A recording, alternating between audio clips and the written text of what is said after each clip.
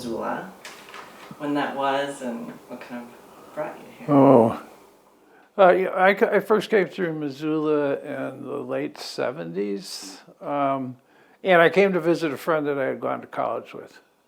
And long story short, I ended up marrying his sister and staying out west. And in the late 70s, we moved to Seattle, lived in Seattle for 5 years, and during the Boeing bust, we were kind of broke there, and we decided we might as well be broke in Missoula as well as Seattle, so we moved back to Missoula, and then were able to buy a house on the west side on Phillip Street, and then we had twins that were born in Seattle, so they were little 3-year-olds kids when we moved here. And Phillip Street was kind of dangerous at the time. You know, it's had some traffic calming since then.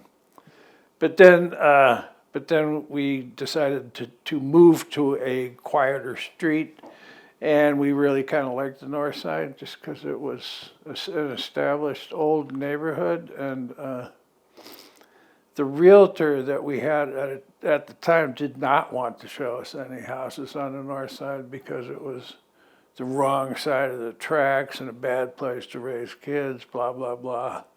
And we said, no, we would really like to look at houses there. And we liked, the little worker houses, and they were right size for us at the time. And there was mature trees. And, instead of, she wanted to take us out around where Shopko was, like where Winco is now.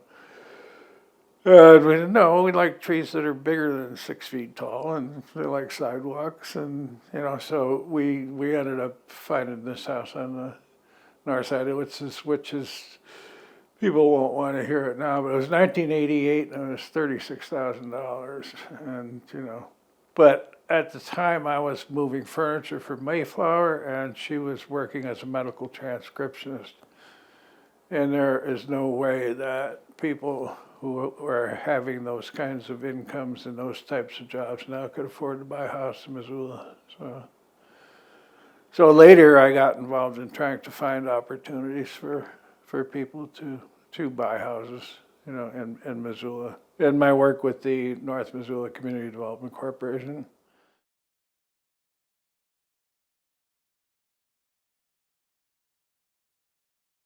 When I moved to the Northside, it was one of the reasons it was considered the wrong side of the tracks was that there were so many housing authority units here, so it was a lot of subsidized rentals, and that still is the case, especially with Villaggio construction that went on. But it was also the place where young families could actually buy a house and get in, and well, we got this house for $36,000. So those opportunities were here, and some of us had stayed.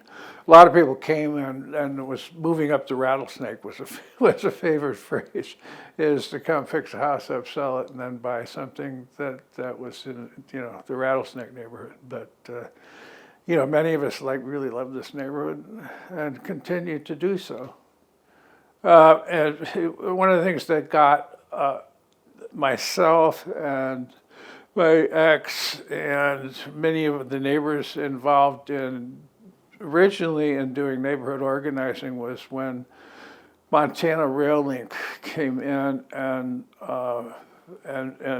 leased Burlington Northern Rail Yard and put up a fence across the whole right of way on the south side of the tracks, and it precluded us walking across the tracks as people had done for quite a few years, and forced everybody either over the Scott Street Bridge or down to Madison Crossing or through the underpass. And the underpass was, even more undesirable a way to traverse to downtown than it is now. So it was the Northside Access Project that got us started, and we just wanted to get grade level crossings across the tracks. several places, and I have a diagram there somewhere of what we had originally thought of. And that turned out, and after 10 years of striving, we ended up getting us, rather than a grade level crossing, it's the pedestrian bridge that's across the tracks right now. My interest in the neighborhood also had to do with its history. And that's like kind of wherever I've been interested in, what came before. And here, I mean, I like buildings like on North First Street, the old wholesale fruit places, and the building now that the Funkit coffee shop is in. Researched it and also noticed that there was a Southside historic district. But then looking at maps that are on the wall in the other room, the maps of the bird's eye views of Missoula, you can see that there's an active built Northside neighborhood when there's nothing but blank platted blocks with nothing on them on the south side. The university's there. And I thought, well, why is that an historic district and not the north side? So I got on the Historic Preservation Commission in, I think, 91 or 2. And then actually was able to get the North Side Historic Railroad District established on the National Register. And it's one of the few vernacular historic districts around the country. But it recognizes the value of the little worker houses that are here, the 800 square foot houses that serve generations of people. And, people think about, well, what's affordable housing now? Well, that was affordable housing. I think one of the reasons that probably the north side had become considered the wrong side of the tracks is it was a neighborhood of fairly high home ownership rate. I think it was something like 60% home ownership rate in 1960, and it deteriorated to 26% home ownership rate later. And I think that the interstate coming through the neighborhood had a bunch to do with that, made it less desirable neighborhood. But it also kind of signaled the end of the railroad era, and in terms of trucks taking over and using the interstate highway system instead of the rail lines as much as they used to. So all those buildings on North First Street that are the big brick buildings that were once wholesale fruit places, became sort of obsolete. So one of the things I learned about the north side and how those buildings got there, and where the Funkit coffee shop is, that really cool brick facaded or brick building with the cornice, elaborate cornice on it, was built there because the original depot was there, and there was a whole constellation of kind of hotels and Chinese laundries, and there's a photo there of folks on the platform of the original depot that would have faced the north. So the passenger platform faced the north side. In fact, the photograph that is of the Gold Dust Hotel with the horses and the Native Americans and the travois, that was taken from the platform. So actually at that time that was taken, that Funkit coffee shop would have been right to the right of that photograph. It's not included in it. So this neighborhood, this north side neighborhood, built around that original depot. And the historic railroad district is aptly named because at one time probably a majority of the workers on the north side worked for the railroad, but also worked for White Pine Sash, which was there from the 1890s all the way through till it closed in 1996. And then beside that, there was after the depot moved to Higgins Avenue, those fruit warehouse buildings came, and they were an employer, big employer. And there was the brewery, the Highlander Brewery, Garden City Brewery was down at Madison Crossing. There was a hospital on the north side since the 1800s that became where Providence is there. So, and there was the Northside School, which is just a block away from my house. It's now where Head Start is located. So the neighborhood was filled with employers. It was close to downtown if you had the access, the walking access across the tracks. You know, and it was affordable, you know, and also there was, you know, there was mom and pop stores, grocery stores planted all around the neighborhood. So it was that what people aspire to now in terms of smart growth and as being, you know, the 15-minute neighborhood where you can walk anywhere you need to get services within that time frame, and close to downtown, and you could go down, and there was passenger service at the railroad, so you could hop on a train to get to another town. So it was, you know, it was in many respects an ideal kind of Americana neighborhood, and it changed over the years, and now people are trying to get back to it. So. What was the first, was it the pedestrian project, was that what originally kickstarted the neighborhood association? We started the neighborhood association mainly originally to deal with Northside access, but then we also wanted to stay involved and look at other issues. I mean, it took 10 years to get a resolution of the bridge across the tracks. But then we said, well, what else do we need? And then the neighbors decided we really wanted to have a neighborhood plan.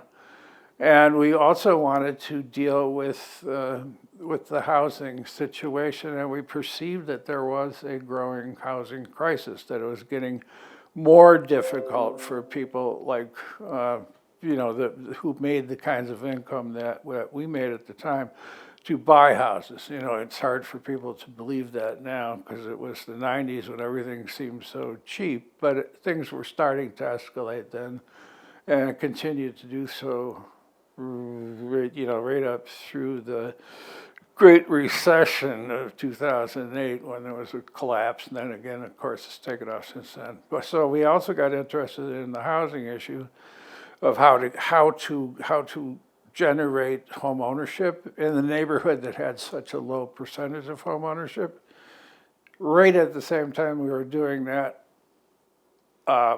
White Pine Sash was declared a state Superfund site.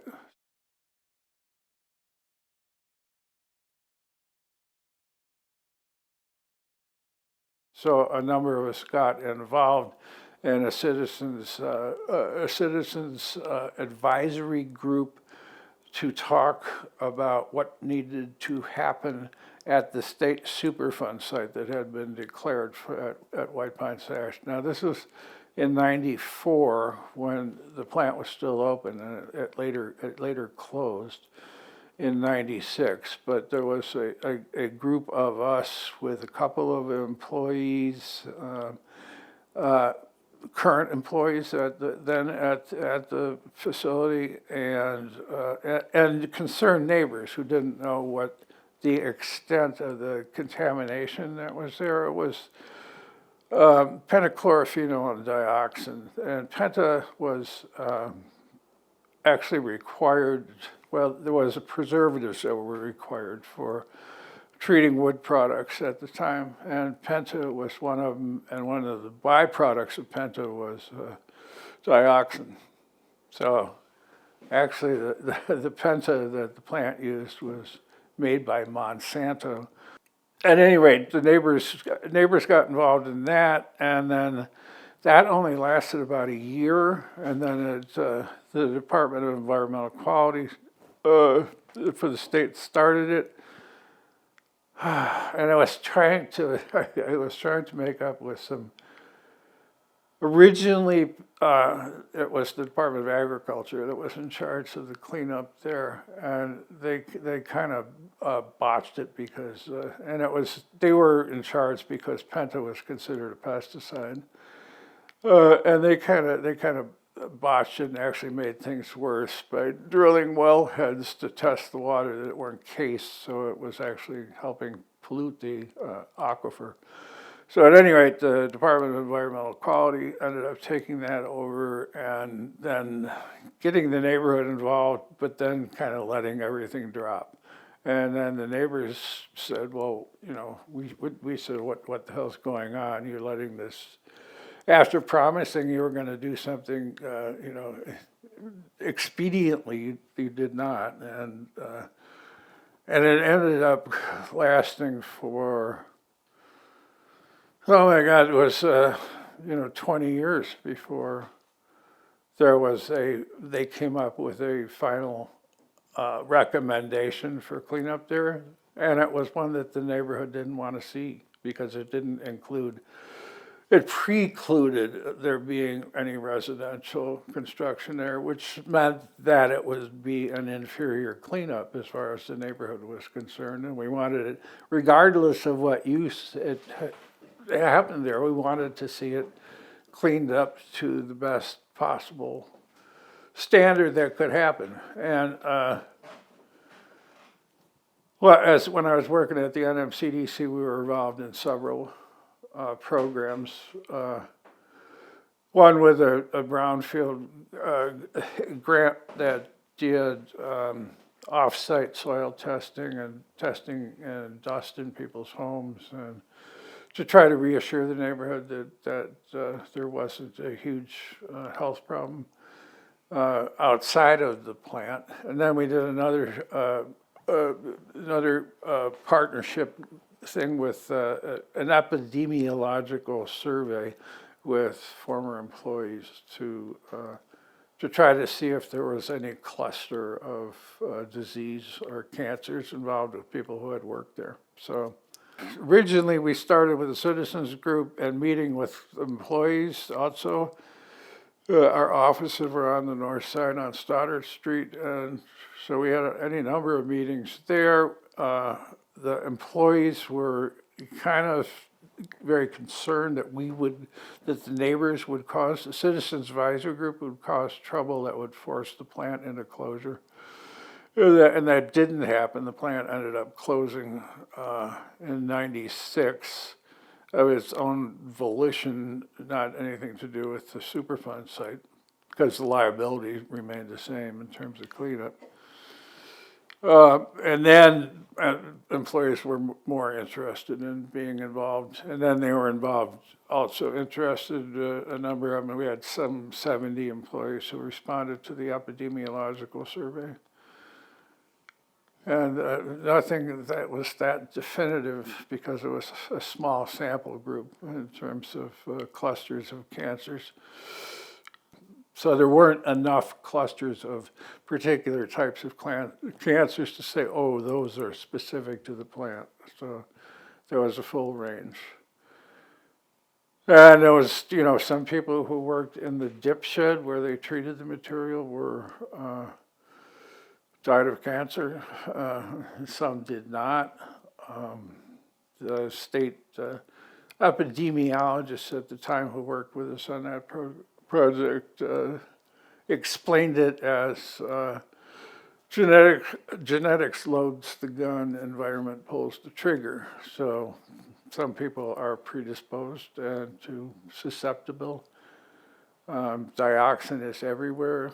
It's in charcoal broiled food. It's in wood smoke. It's in exhaust from automobiles, you know, et cetera. So everybody has some dioxin in their body. So it's hard to really specify what diseases might be isolated in that plant. But at any rate, there are employees I know who later sued. People were required to sign a release that indemnified the company in order to receive vacation pay, which was entirely illegal ultimately. And so I know that there are cases that were settled discreetly and, you know, off the record later of people who had been injured. So the Citizens Advisory Group, if you can just let me know kind of dates of when North Missoula Community Development Corporation officially formed, and then from there, kind of the involvement of NMCDC. So the Citizen Advisory Group started in 1994, and the NMCDC, the neighborhood nonprofit, we started in 1996, so 2 years after the start of that. So, but it carried on. Then when we did newsletters for the NMCDC, we tried to do, they were hard copy newsletters at the time, so we would try to do, and they were hand delivered to all the residences on the north side and the west side. I would try to do at least once a year and mostly twice a year for the newsletters to do a White Pine Sash update for where we stood. And we stood and, like, oh, DEQ is still stalling on this whole thing and not doing what they had promised to do in '94, which was quick action to get it cleaned up to the satisfaction of the neighborhood. And that just had not happened.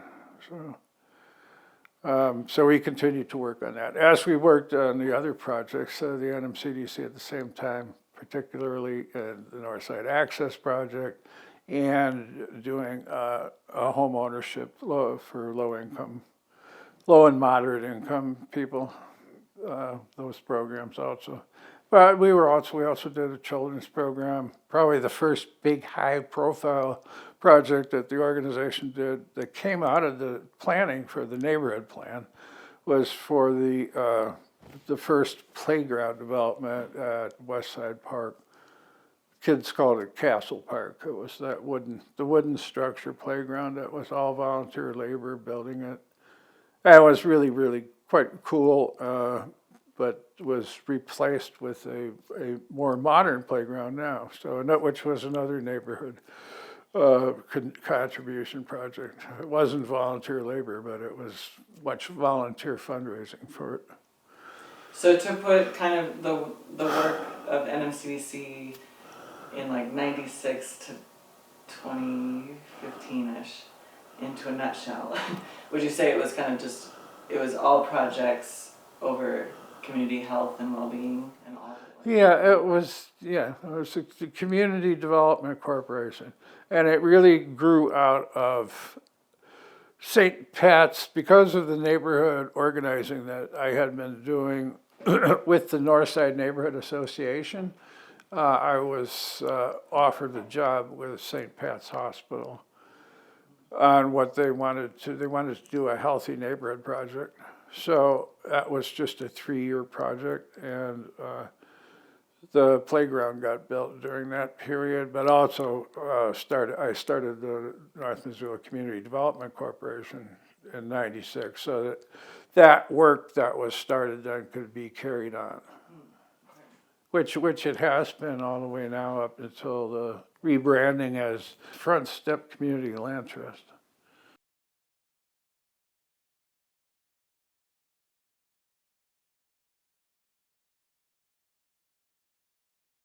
And that was through a brownfield grant that the city health department was able to get in partnership with the NMCDC. Okay. And that involved testing soil, even people's gardens, even dust in people's houses within a radius around the plant. And there was actually only one property that required cleanup in terms of for the federal standards for the soil, which is measured in parts per trillion, and that was right across from what the hot spot was where the dip sheds were and that. Were there otherwise in the neighborhood, were there positive readings of penta in like neighborhood? There were dioxin readings that were higher than ones taken in Franklin Park. They used that as but they weren't higher in parts per trillion that were considered above the safety level for human exposure by the EPA. Okay. And then moving forward with, DEQ, can you kind of paint that picture of how the pressure of the Citizens Advisory Group helped that to move forward? So at the NMCDC office, there are at least 2 complete file drawers filled with stuff. My interactions with the Department of Environmental Quality of the state, just, continually harassing them to, when are you going to do something? You've made a promise that you're going to do something. And they would change personnel working on it quite frequently. And it actually wasn't, they didn't decide to do that. 2014 was when they finally came up with a preliminary record of decision as to what should happen there.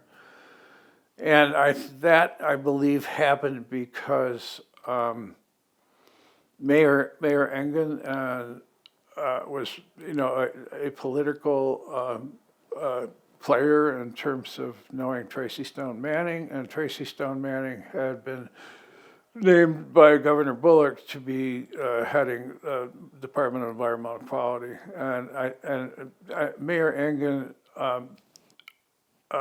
said, look, this has gone on too long. Can you please expedite something to happen? And at that time, the easiest thing to do would have been to just say, okay, we'll clean it to an industrial commercial standard and not a residential standard. And we won't have to fight with the company, and it'll be done.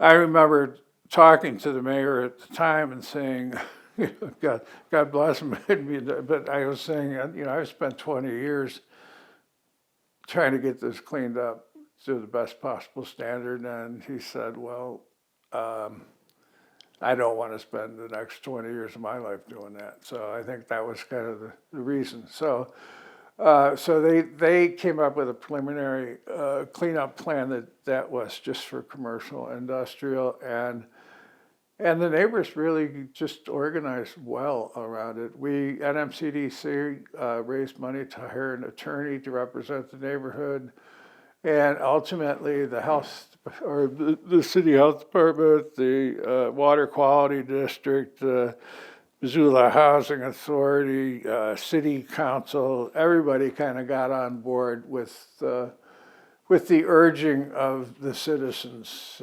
and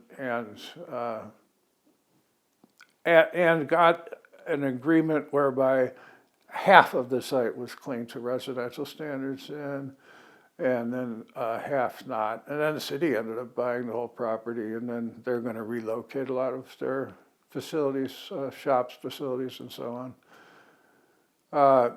They're on the part that is cleaned up to commercial level, industrial level, and then, of course, the part that's cleaned up to residential standards is the part you see the housing going up right now. So is it fair to say that without the pressure of the neighborhood, the Citizens Advisory Council, that it would have just remained at a commercial industrial level? Oh, yeah. I mean, even the Missoula Economic Partnership at the time said that was the best use for it, was just for commercial industrial. And they came up with a plan, look, we can fill it with warehouses, and it's served by a rail line because it's adjacent to the rail yard. The neighborhood pushed for residential zoning because it required the best possible cleanup, regardless of what happened there, so that the neighborhood did not have to live with, and it made available whatever the community needs were in the future, so that it wouldn't be the community's responsibility to pay for a superior cleanup at a later time. It had to happen then. And then you can see the result. I mean, the market has declared what the best use for it is, and it's not for industrial or commercial. It's for the housing that's being built there right now. Perfect. Thank you. And then in your paper that you wrote of White Pine at a Crossroads, you described the public meetings where residents came because they were concerned about their own health, their water, largely. Can you just kind of paint the picture of those meetings for me? I mean, this is as far along as, this is a newsletter of May of 2000. And this is from Amy Reynolds, who is one of the administrative leaders of DEQ at the time, maybe still is. An article written for the newsletter at our request by her. And it's as though, although DEQ believes the potential risks to residents near White Pine Sash are fairly low, while residents are waiting for DEQ's risk assessment. This is 6 years after they promised to have a risk assessment. That should be completed later this year. There are some precautions they can take. Residents can remember to wash their hands after working or playing in their yards, especially before eating or putting things in their mouths. They can choose not to work or play in the yard on particularly windy days. They can be sure to wash their clothes after working or playing in the yard. A sandbox with sand from another location may be a better choice for children than to play in soils found in the yard. Residents can encourage young children not to put toys that have been outside in their mouths. And finally, some young children have conditions that cause them to enjoy eating dirt. Residents can try to keep their children from eating the soil found in their yards. But it's that kind of messaging from DEQ that freaked people out, as you might understand. And so then, if you can let me know how they were public meetings and kind of some of the sentiment from neighborhood residents. Well, they would ask, questions like that. Well, even questions like, is it safe to drink the water? And, in the mid-90s, they were getting ambiguous answers like, well, we're not really sure if it's safe to drink the water. That's what we're testing about to find out.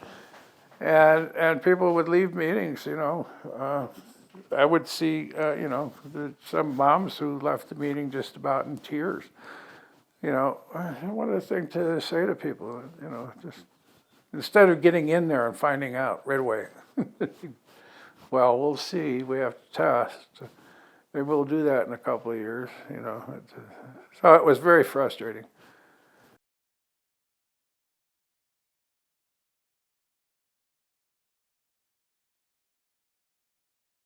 Yeah, I think the original Citizens Advisory Group was just a very small group of people who were concerned about it. That only lasted for a year, and that group kind of fell apart. But there were periodic meetings throughout, and it wasn't particularly a particular Citizens Advisory Group. It was just a whole bunch of people from the neighborhood who came to find out what was happening. Hey, what's going on at over here, and what is the health department doing? The state health department doing to remedy it? And they would get answers that were completely unsatisfactory. And it wasn't that they were a particular group that was pushing forward. It was the community that was pushing. And then there was the community really stood up at the time in 2014 when MDEQ made the determination to only clean it to commercial or industrial standards, and people organized and they contributed to the NMCDC for us to hire a lawyer. They did the photographs of all the neighbors individually standing on site with their kids, and we have a whole bunch of those shots of neighbors. And then, yeah, I mean, it was just a lot. It was a lot of pressure. It was pressure that was put on everybody, including city council, and city council at the time understood too, that what the city's administration, along with DEQ, was proposing was not the best thing. So, so there was a big turnaround, and then then Mayor Engen was very happy ultimately with the decision that was made, and was very proudly saying that this will be the housing that's dedicated to community land trust at the site would be the largest community land trust, for the largest community land trust in the state, and was quite proud of that. So, it turned out for the best for the mayor, for the Missoula Redevelopment Agency, that was, contributed greatly ultimately to the residential component of it, when they had originally supported just the commercial part of it, and the warehousing, plan. It turned out for the best ultimately. But it was a thing that was a community dialectic, if you want, where just, it was force pushing against force, and that was one where I think the best thing happened from it. The best resolution came from it.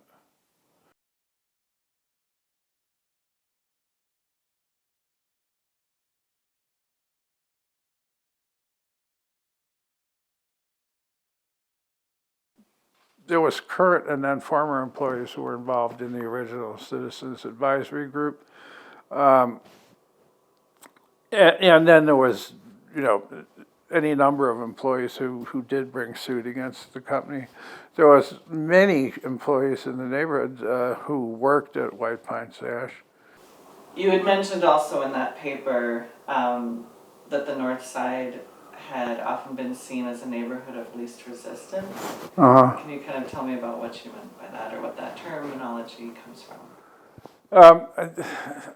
I think that the North Side for a number of years had been considered the neighborhood of least resistance, in some respects because of how it was zoned for what kinds of things could happen in the neighborhood, because it was a lot of what was called de-industrial zoning, later became M1R zoning.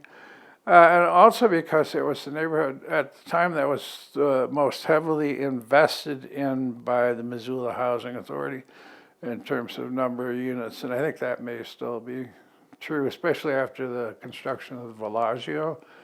So there are other neighborhoods that don't have that kind of development happening in them, and are very isolated in terms of zoning, in terms of, originally the Euclidean zoning was designed to separate uses, supposedly, but it was also designed in many ways to separate classes and in other places besides Missoula, races of people, so it was a matter of who lived next to whom, as well as what kind of uses happened next to what kinds of uses. And the North Side was kind of like anything goes. That was part of its diversity and its pleasure, but it was also a neighborhood that had the realtor that we were working with told us we didn't want to live there, Sure. And I think too, the story behind the organizing that has led to the result that's seen now can be kind of a beacon or a model for other neighborhoods nationally, really, that have also gone through a process or had a site determined Superfund. That this concept of a restoration economy, I think, is going to become a more popular concept. If you could just tell me a little bit about the nutshell of what's meant by restoration economy and how this is a story of. So I was instrumental in getting the North Missoula Railroad Historic District established.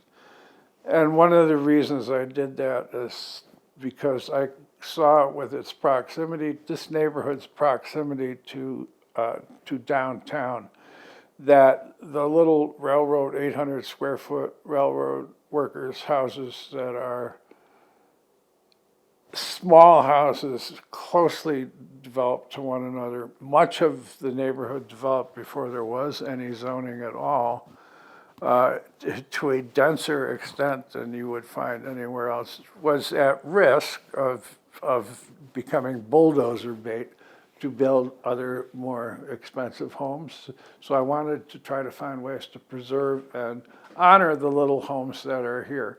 And I think that that's actually sort of happening now anyway. But it's happening in a gentrifying way. The people are fixing the houses up, and the little, a house that was $50,000 or less is now $450,000 or less, which is still maybe more affordable than the median price in Missoula, which is $550,000, something like that. So. Sure. But I still do not want to see this neighborhood, leveled in order to put up, what neighbors are now calling tinstrosities. And what I find most of the neighbors that I have talked to, especially the old time folks they're more concerned about design than they are concerned about density, and they like traditional neighborhood design. And they really like gable front houses and front porches that face the street, and instead of snot houses with garage doors that face the street, that kind of impersonality. So they What about the development happening on the White Pine site? How do you feel about that? From what I've seen there so far, I kind of like the design. It has a lot of traditional aspects to it. They're big buildings, but they're kind of gable front buildings rather than shed roof stuff that's happening.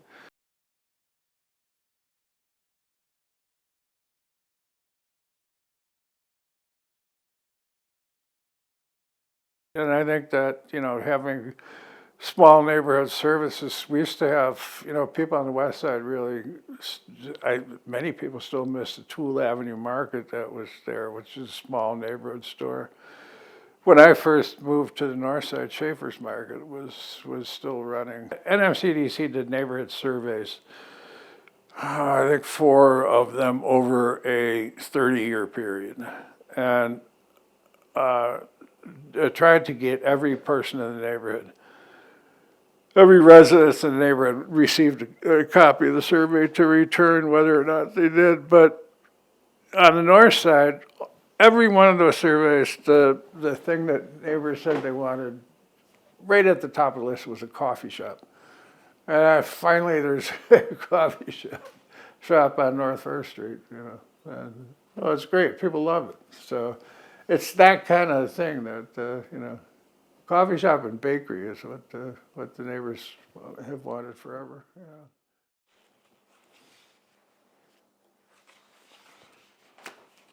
It talks about the picture of the railroad depot. Here's the platform for the depot. Here's the Funker coffee shop building. This was a hotel that was there. It's no longer. This was taken from the first depot's passenger platform, which faced the north side. Here's the North Hills up here. Here's some Native Americans who were traveling along what would have been a traditional route along up over Evero Hill and up to the reservation. And it was camping at, natives they'd come to gather bitter roots traditionally down near the conflux of the Rattlesnake Creek and the Missoula River. But they had also camped kind of where Greeno Park is now. This is the second generation after the first depot. This was the underpass that was built as kind of a works project administration thing in 1939. But at that point, this is when it was all fruit warehouses. So this was the Pacific Fruit Company, and that this cut through their banana room, which was in the basement. But they were, so there's those big brick buildings that are along North First Street were buildings that not only imported exotic fruit like bananas and citrus fruit, but also exported Missoula, the Five Valleys apple crop, which was big at that time.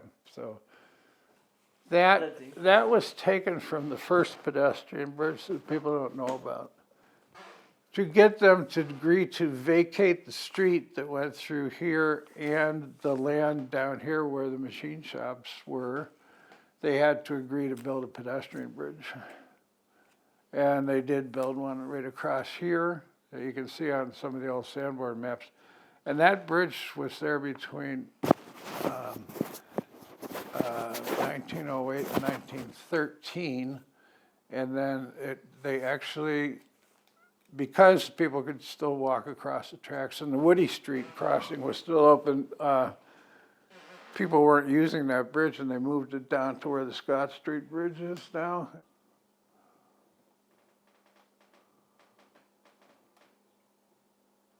Surveying for the new interstate that's coming. And this was from 1957. Sam Thompson, resident engineer of the Montana Highway Department, said the location of the highway has not been decided and that the presence of a transit and flags in a yard or a curbing means nothing as far as the location of the big new road. He's standing right where the Conoco sign is down at Ole's now at the gas station. So it actually kind of did mean something.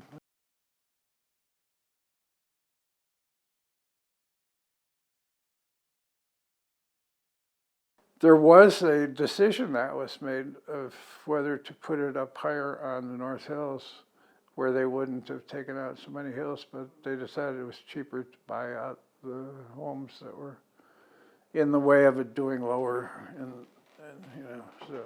That photo of the peace sign, that was another. NMCDC tried to get that. That was named in the neighborhood plan as something that was a historic item to be preserved in the neighborhood and didn't get it done.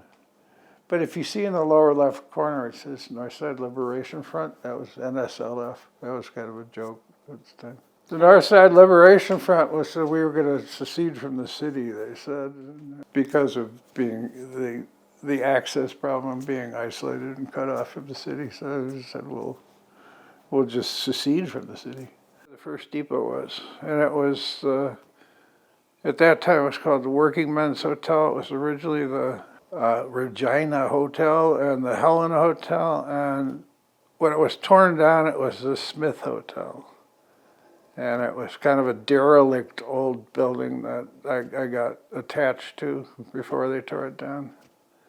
The different hotels became, especially after the depot moved from that original location to the north end of Higgins Avenue, the hotels that had been built to serve the first depot became more like SRO dwelling places for, especially for guys coming out of the woods. And from what I was told, a lot of them had different, like all the Swedes would go to one hotel, and so that's the original depot building in the background. I like that photograph because it's you can see most photographs. People are intensely aware of the camera and they're posing for it. That's kind of a slice of life. People aren't aware of the camera in that one. They're just. Here's photos of the brewery that was there. The Highlander Brewery was kind of near where Greeno Crossing is. This was the neighborhood. I think that was right, the Rose Avenue house. That was right down near where Funkit is now, right where the crossing is.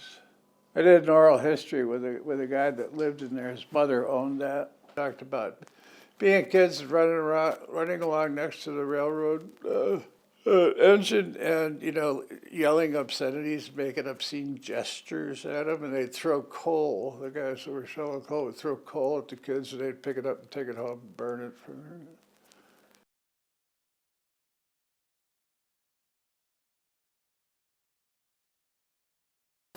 Well, it was right around the time that we were organizing the NMCDC. So a lot of things were happening at the same time. We were trying to get a crossing of the railroad tracks after the railroad put up the fence. And then we were also trying to keep the organizing enthusiasm that we had at that time together to do a neighborhood plan. And then from that neighborhood plan came the NMCDC and then a bunch of other things realized after that. So the NMCDC was designed to originally to try to fulfill things that people wanted to see in the neighborhood plan. So I started going door to door in the neighborhood in like maybe 89, 90. Then we started the Northside Neighborhood Association in 90. And then the first big initiative of it was trying to get a railroad crossing on the railroad. And we worked to get a city council person in that would carry a resolution to city council to establish a grade level crossing. We started in 91, it was like 8 years before finally got the bridge. It was expensive, and we had to figure out where it was going to be financed. And ultimately, the Missoula Redevelopment Agency funded it because it was still when the downtown urban renewal district was a place that they were able to justify spending the money to increasing the access to downtown. The Northside Neighborhood Association kind of segued into the North Missoula Community Development Corporation. And it was 96 that was founded. Actually, so with the organizing work that I was doing in the neighborhood, I drew the attention of St. Pat's Hospital. And they wanted to do a neighborhood program. They were about to do all the major, new building over there, and they wanted to kind of appease the neighborhood in a way, I think. So they they hired me for this healthy neighborhood project that lasted for 3 years. So when I was at St. Pat's, I started the North Missoula Community Development Corporation to carry on after that healthy neighborhood project, and it was only intended to be a 3-year project. So, and it did continue, and then after we got the crossing stuff established and on a track to get developed, we looked to see what the next most important thing for, we wanted to stay organized and not just, say, okay, we've done that and we're done now. So the next important thing was to try to get entry-level home ownership for people. It's really high rental proportion in the neighborhood. So we wanted to increase home ownership for people kind of like ourselves who were kind of low income. So we ended up doing a Northside, it was called the Northside Missoula Housing Partnership, and that was just to get people to homes, and we did get like 35 families into homes just with down payment assistance and low interest, up to $20,000 and 2% mortgages. And that worked for about 5 or 6 years, and then that was no longer enough. So then the next thing we did is start the community land trust housing. So it was establishing permanent affordability. So we carried on with the housing work. But, at the same time, we were developing that. We were trying to be responsive to neighborhood needs. So we did the playground, that original playground, where those pickets are from. And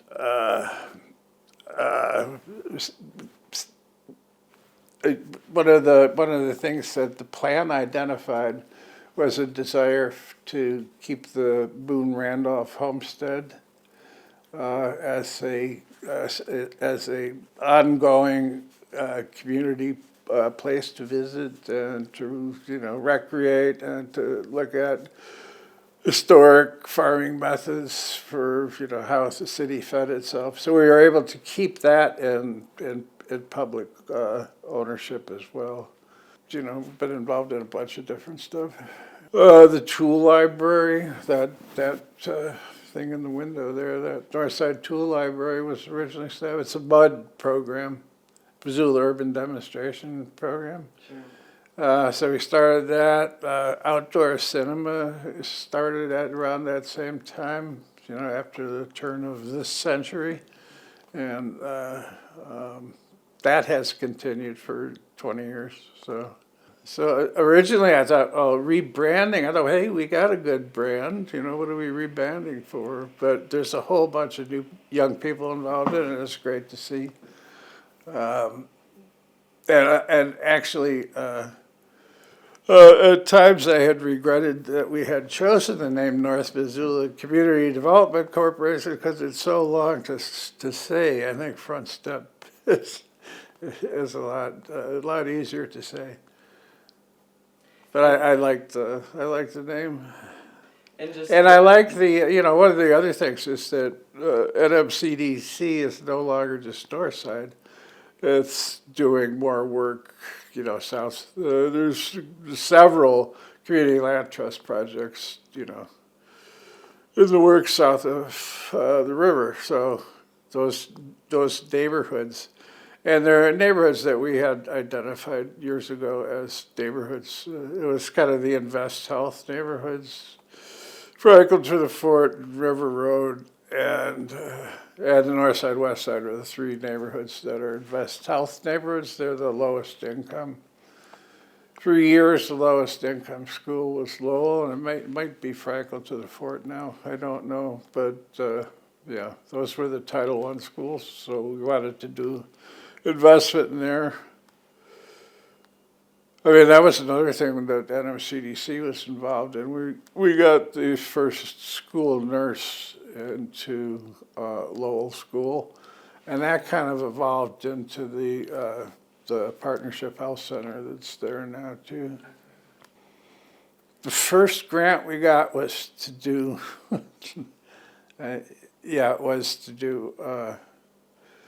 it was at Lowell School, and it was, I think, through the Catholic Bishop's office, and it was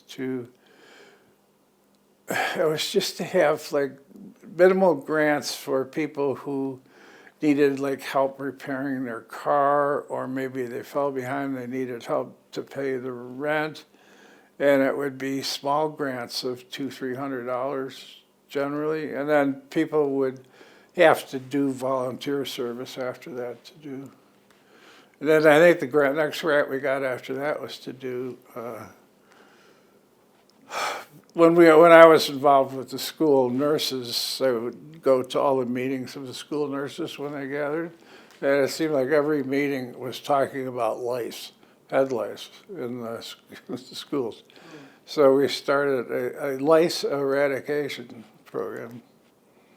Who are you going to call? Lice busters was the idea, but it was actually kind of a nitpicking kind of thing where we got volunteers to go around to Lowell School, Franklin to the Fort, and Hawthorne School, and and work with the kids so that it was, and get laundry vouchers so people could do laundry, because that was some of the low-income families had trouble with the expense of washing everything in the house, to try to get rid of lice infestation. But fortunately, the city has dropped that policy, or the city school district has dropped that policy. It was a no-knit policy, so if they would send kids home to cure it. Then the families had trouble dealing with it. Then the kids would miss not only their education, but a lot of times their free meals that they were getting. So that was another grant that was early on. Well, housing, the social determinants of health. Housing is central to it. It's terrible for kids if they don't have secure housing and have to move all the time. From school to school, it interrupts their education. And now we got some kids that are moving to, couch surfing, or sometimes even living in cars with family, just trying to, so times are tough in that regard. Still going. No, it's very nice, strong. it's nice to see it's being carried on, you know? And I'd like to see it continue to be responsive to community needs and to do the kind of developments that we had done, like, not just housing, but everything that supports neighborhoods. And, of course, housing is central, but schools are in there. Developing like the Burn Street Center that was originally developed to house a co-op and the restaurant there, and the Burn Street Bistro got started there. So it was a great business incubator, and the Western Montana Growers Co-op is in that building now. But that was a huge development for the neighborhood. And Front Step has the potential to keep that, kind of movement going and to be responsive to community needs and to develop the stuff that the community wants to see happen. That's what it's all about. It's and being there to do things for neighborhoods that other entities are not able to do, are not responsive to. And that was always the story of, the NMCDC. And originally it came out of the neighborhood plan. And I'd like to see more planning done. The other neighborhoods that the NMCD is involved in now, Franklin to the Fort and at River Road, I think that those neighborhoods would do well to have neighborhood plans too.